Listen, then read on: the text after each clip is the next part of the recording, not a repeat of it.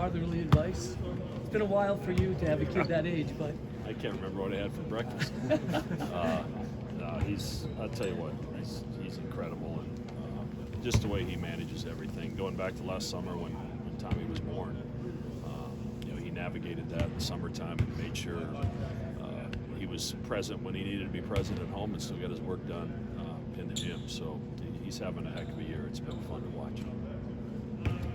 You mentioned after that St. John's game that you could probably take a little bit off of his plate, but how has he just adjusted to everything that is on his plate? That was probably just coach speak. Not a very smart coach, obviously. It's just hard to take it off his plate. We need him to do so much, and fortunately he's embraced that. And we're lucky and blessed that he got himself in unbelievable shape before the season started, because if he wasn't in great shape and he had to do what we're asking him to do now, it would be a tall task. But he's an Energizer bunny out there. He never stops moving, which makes him very difficult to guard. What stood out to you about what Steven and Ryan were dealing with and then the performances that they had on Saturday? Yeah, they sure didn't look good at the start of the game. I like the fact that they fought through it. And Steven, he went on a stretch there where I think he was 1 of 20 from the three-point line until he hit the one late in the game. That created the separation that we needed. But what he's doing, handling the ball and distributing the basketball. He almost had a triple-double at halftime. Sticking his nose in there and rebounding. He's doing a lot. And then I thought Kalk had one of his best 20 minutes of basketball in that second half. Butler just dominated the game, really in all phases, defensively at the rim, blocking shots and getting out in transition and running, hitting a couple threes, and scoring at the rim. A huge, big-time play with the game on the line where he spun baseline with his left hand. So, we're asking a lot out of those two, but they're answering the bell. What did you work on over the bye week that you saw show up on Saturday? We were able to get Fedor out there a little bit more, which was good to see. And I think Jemiah just continues to get more comfortable in what we're doing and the role that he's being asked to play without Pop compared to what we were asking him to do when Pop was still playing. And we got healthy. Having that break over Christmas and then another break, I think allowed some of those bumps and bruises to heal up, and we were a pretty fresh team when we got to Indianapolis. Providence has put up at least 84 in their last 3. How important are defensive assignments going to be tomorrow? Yeah, it's hard. It's really hard to believe when they struggled some early, but the way they're scoring the basketball right now has been really impressive. And against good teams, you go to UConn and score 84. And you score that many points against a good Seton Hall team defensively. It's hard to believe that they haven't had a little bit more success. But I think he's tweaked some things, and like us, you learn what's life going to be like without Pop Isaacs, and there's a lot of adjustments, a lot of tweaking. And I think Kim probably went through the same thing with Bryce Hopkins. He wasn't with him, and then he was, and now he's not. That changes roles so much, and you have to figure out how you're best going to play with the hand that you've been dealt. He's done a really good job of that, and they probably should have won the game against St. John's. They really dominated that game for most of the time.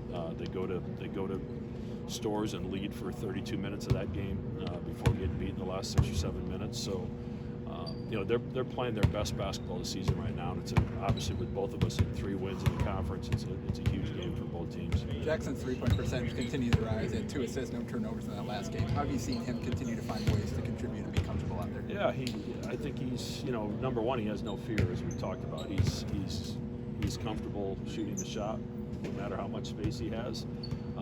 And I thought the first half of the Butler game was one of his better defensive halves of the year as well. So, we're asking him to grow up pretty fast. From a physicality standpoint, he's got to get stronger, and he's losing some physical battles just because he's 18, 19 years old, playing against 24-year-olds. But he's getting better every single day, and he's figuring out ways to impact winning without scoring. And the way Isaac and Jackson at their height can hit shots off movement, what does that do for your offense? Well, it's huge because you have to account for him, and you have to be close to him because at 6'9", 6'10", you can't be closing out with a guard and not be on top of them because they both get it off quick and they both So, a lot of teams don't have one of those guys, and we're blessed there too. Like how I know you said that it'll be a process, obviously, but how do you think Fedor is coming along in that process? Yeah, I think he still thinks a lot, and anytime you're on the court and you have to think, your feet aren't going to move. You're not going to play your best basketball, and he's just thinking, where am I supposed to be on this set play? What's my defensive assignment? Am I supposed to switch? Am I supposed to go under? Am I supposed to go over? And all those things are happening in his mind, and it almost paralyzes you as a basketball player. And that's what September, October, November, December were supposed to be for, and he really got it thrown at him at Christmas time. So it's going to be a process. I was pleased with his minutes the other day, and just at this stage of the game, Mason is defensively is better than he is. Understands what we're doing in the scouting report better. So when the game's being decided, right now I've got a little more confidence in the guy that's been here. Getting that win on Saturday, you talked about how hard it is to win on the road in this league. What does that do for you at this point in the season when you're facing a Butler team who said was desperate coming in? Yeah, they've played a lot of close games and just haven't found a way to finish it, both at home and on the road. They led St. John's for the majority of that game. They had Villanova beat basically with 3 minutes left and didn't score the last 3 minutes. So you're going to get their best shot. And there's a great crowd there on Saturday, like there always is across the Big East. So anytime you can go on the road and you get one, it's a huge step in the right direction. Your experience when you've had this much adversity so early in the season, does it help a team when you get into January, February, March in terms of just being able to deal with whatever's thrown your way? Yeah, we've certainly dealt with a lot this year, and the next man up mentality is something you talk about all the time. The reality of it is, a coach, you hope you don't have to use it, but we've had to this year, and guys have stepped up. I've been pleased with Jason's progress, and Mason's not himself offensively yet, but defensively he's made great strides, and some of the things he's done on the backboards have been really good. Jackson's getting better. Isaac's improved from a year ago. Fred, I think, is having his best year. So, across the board, guys are improving and they're getting better, and I think they've really settled into the roles that we're asking them to play. We just, as we know, it's no secret, we don't have a huge margin for error. If one of our, big three is not performing at a high level, we're in for trouble. So we're putting a lot of pressure on Steven and Paul and Jemiah to really perform at a really high level for us. What does that look like, trying to get Mason back on offensively? Yeah, in practice he's been fine.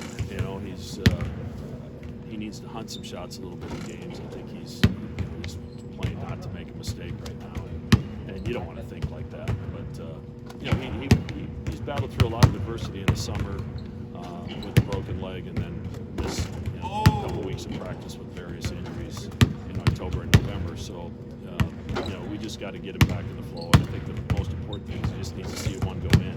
And I think once he sees one go in, I think this thing can reverse itself pretty quickly. Anything else? The throw up right before a game. Was dealing with that. A little bit of sickness, fatigue, something I don't know exactly, but doing good now. It's been just a constant battle for you, whether it's injury or getting sick a couple times here throughout this year. It's been a little different for you, right? Yeah, it's every game has a new challenge. It feels like, not only from the opponent we're playing, but also from something that we might be dealing with internally as a team and individuals. And so it's always fun though to be a part of a group that everybody's in it together and we're accomplishing the same goals, and be able to come out victorious on Saturday is just a lot of fun. Not to get too gross, but did you feel better after you puked, or did it just linger the whole game? Did the sickness linger the whole game? No, I definitely feel like I felt better after hurling. So it was good that it happened when it did, because then the rest of the game I was able to be all right. I think after that St. John's game, Max said that he probably has to find a way to take some off your plate in terms of ball handling, but he knows that you would never ask him to do that. How have you adjusted to the uptick in usage rate over the last, month or so? Yeah, obviously you never want to come away from a game, you didn't really say it, but I'll say it, 10 turnovers in a single game isn't something that you love, and that's what happened in the St. John's game. And so a lot of it was just self-reflective of learning from the film to see where I could be better and at what spots could I, just be a better point guard for this team. And so I think in the next few games, limiting the turnovers has been a key, and toward our success and giving us a chance at Marquette. I felt like we took care of the ball much better, and then at Butler we did the same. And so it's a team effort, but at the same time, it also definitely stems from the point guard of making sure you take care of the ball. And I felt like I've been doing a better job of that after watching some film and just learning as the season goes on. How big of an adjustment has the last month been for you? Once Pop went out, you're running the show now. You're the ball handler. Yeah, I mean, having a guy like Pop is always super convenient to be able to take a load off of a primary ball handler. Not only his ability to make plays, but I feel like I've improved, and you can't say enough about how much Jemiah has improved as well. Just accepting his new role, being a playmaker, and you saw that in the stretch where he had a few crucial buckets in a row for us at Butler. That was him making plays, being the primary ball handler on those plays. So we definitely have options, which is always nice. How important do you think that win was? Just Max says how hard it is to win on the road in this league to finally get your first. Yeah, it was a huge win for us, and some people who don't watch ball might look at Butler and say, oh, they're 0-5 in their league, but people who have watched them know that they have high quality wins against some of the toughest non-conference schedule, and then they have had the toughest conference schedule to start. Against five teams that they've all played them really, really close. At Marquette, against UConn, against ourselves, Villanova, at St. John's. Like that's a gauntlet of a lineup to start conference play, and like Max said, every win on the road is tough, and so it was huge for us to be able to get our first road win in conference.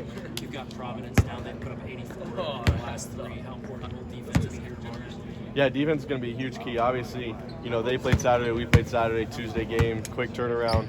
Going to be a lot of emphasis on execution when it comes to our defensive principles and what we want to do to try to limit their opportunities. They've got dynamic guards and rim threats that make a problem in pick and roll, and so going to have to be really tight with our coverages on the defensive end for sure. On a personal note, family doing well. It's hard to sleep with a child, but you got all this energy. It's not really affecting you. How's that going? Yeah, life's been great. Got to spend the holidays back home in Utah with our family, and got to bring in the new year the right way with a victory. And so, you couldn't really dream or wish of a life like I have, and so just really grateful for it and try to make sure that I make the most of every day because, a lot of people would be, this would be their dream to be in a position like I am. And so whether, Tommy's sleeping or not, or whether however many blowouts he has in a day that I need to change is not only his diaper but his outfit, just taking whatever comes. And, I can't say enough about my lovely wife Peyton and how much, she supports me in my career and our family.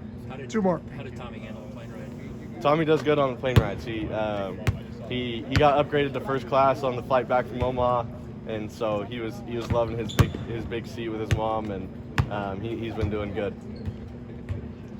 You mentioned injuries and seeming like it's a new challenge. How important is that perspective in the sport helping you when it seems like you're battling something different every game? Yeah, I mean, having that added perspective to just accept what life gives you in a way. There's some things that are just outside of your control, and I think that becoming a father, you start to realize how many things are outside of your control. And so, this team has embraced just the fact that there's going to be things that are outside of that, and we're just going to have to focus on what we can control. And I think that shows in the toughness and the grit that this group has, because those are things we can't control. And so as we focus on that, I'm excited to just see the improvements we continue to make as the season goes on.